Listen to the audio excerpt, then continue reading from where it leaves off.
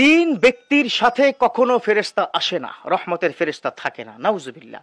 মনে রাখবেন, একজন মানুষের সাথে কমপক্ষে 20 জন ফেরেশতা থাকে। আপনি দেখবেন রাস্তায় যখন চলাফেরা আপনি করছেন, অনেক সময় অ্যাক্সিডেন্টের ভয় থাকে, ওই ফেরেশতার আল্লাহর পক্ষ থেকে আপনাকে সেভ করে ফেলে। আপনি যখন কোনো বিপদে পড়ে যাচ্ছেন, তখন ওই ফেরেশতা আল্লাহর পক্ষ থেকে আপনাকে সেভ করে ফেলে। আপনি যখন অসুস্থ হয়ে যাচ্ছেন বা কোনো বড় ধরনের দুর্ঘটনার মধ্যে পড়ে যাচ্ছেন, ওই ফেরেশতা আপনাকে সেভ করে দেয়। আপনার প্রশান্তিময় একটা ঘুম এনে দেন ওই ফেরেশতাদের আল্লাহর পক্ষ থেকে, সুবহানাল্লাহ। সেই ফেরেশতা 3 শ্রেণীর সাথে আসবে না। এবার ভাবেন তো কি অবস্থা হবে আপনার। যার সাথে ফেরেশতা নেই তার সাথে ফুল টাইম শয়তান, যার সাথে ফুল টাইম শয়তান তার স্থান হলো জাহান্নাম। খুব মনোযোগ দিয়ে শুনবেন, এটা খুব ইম্পর্টেন্ট একটা মেসেজ আপনাদেরকে দিচ্ছি। 3 শ্রেণীর ব্যক্তির সাথে ফেরেশতা আসে না, এটা আমার রাসূলের হাদিস, এটা সহিহ হাদিস, আপনাকে বিশ্বাস করতে হবে। 1 নম্বর, নাপাক ব্যক্তি। নাপাক ব্যক্তি। এখন প্রশ্ন আসতে পারে কিভাবে কি নাপাক। 1 নম্বর হচ্ছে ওই নাপাক যেই নাপাক সঙ্গম করার পর হয়। স্বামী স্ত্রীর সাথে যখন সঙ্গম হয় তখন ওই নাপাক ব্যক্তির সাথে ফেরেশতা ওই মুহূর্তে থাকে না। কথা বুঝতে পেরেছেন? যেমন আমাদের বর্তমান সময় যারা স্বামী স্ত্রী আছেন আপনাদেরকে বলছি খুব খারাপ একটা স্বভাব আপনাদের। আপনারা সঙ্গম করা শেষ, দুজন দুদিক ফিরে ঘুমিয়ে থাকেন, সারা রাত ভর নাপাক অবস্থায় থাকেন। একজন তো আমাকে একটা মারাত্মক লেভেলের প্রশ্ন করেছে, খুব মনোযোগ দিয়ে শুনবেন। আমাকে বলল, হুজুর আমার স্বামী নাপাক অবস্থায় কি মারা গেছে, আমার স্বামী কি জান্নাতি না জাহান্নামী? ইস, কত ডেঞ্জারাস কথা। জিজ্ঞাসা করা হলো কেন? বললেন তিনি আমার সাথে সঙ্গম করার পরে গোসল করতে পারেন নাই, তার মধ্যে তিনি ইন্তেকাল হয়ে গেছে। আল্লাহু আকবার। কখন ইন্তেকাল হয়ে যাবে আপনি জানেন না। ওয়ালিকুল্লি উম্মাতিন আজাল ফাইযা জা আজালুহুম লা ইস্তাখিরুনা সাআতান ওয়া লা ইস্তাকদিমুন।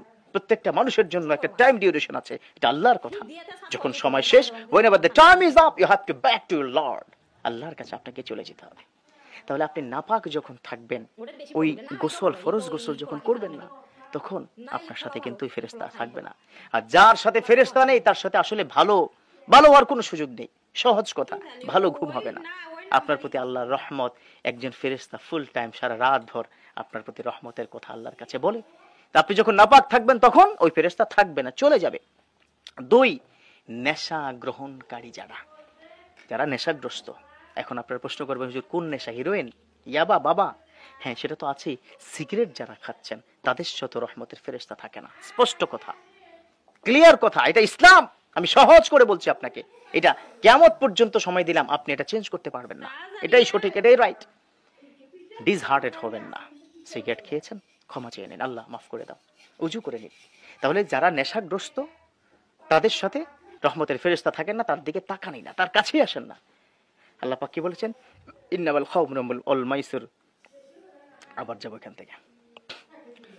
আল্লাহ পাক কি বলেছেন? ইন্নামাল খামরু ওয়াল মাইসির নাজাসুম মিন আমালিশ শাইতান। খামর মাইসিরের নেশাগ্রস্ত এই পুরো কাজটা হচ্ছে শয়তানের কাজ, অতএব তার সাথে ফেরেশতা আসে না। 3 নম্বর হচ্ছে ট্যাটু যারা ব্যবহার করে।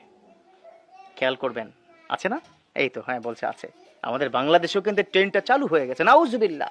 তোমার বডির মধ্যে ট্যাটু আছে, এমনকি অনেকে এমন ভাবে ট্যাটু লাগায় একদম পুড়িয়ে ফেলে অঙ্গহানি। ওয়ালা তুলকু বিআইদিকুম ইলা তাহলুকা। খবরদার, তোমরা নিজেদেরকে ধ্বংসের দিকে ঠেলে দিও না। এই যে ট্যাটু আপনি করেছেন এটা হারাম। যারা ট্যাটু গ্রহণ করবেন, যতক্ষণ পর্যন্ত বডির সাথে ট্যাটু লেগে থাকবে ততক্ষণ পর্যন্ত রহমতের ফেরেশতা আসবে না। এটাই চূড়ান্ত, এটাই নিশ্চিত। তাহলে এই 3 শ্রেণী। 1, নাপাক ব্যক্তি, আজ থেকে সিদ্ধান্ত নেবেন নাপাক থাকা যাবে না। 2, নেশাগ্রস্ত ব্যক্তি। 3 নম্বর হচ্ছে যারা ট্যাটু ব্যবহার করেন। ইয়াং জেনারেশন, তোমাদেরকে বলছি, এই 3টা স্বভাব কিন্তু তোমাদের মধ্যে আছে।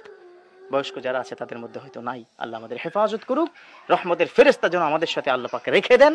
আল্লাহর কাছে আমরা দোয়া করি, আমিন।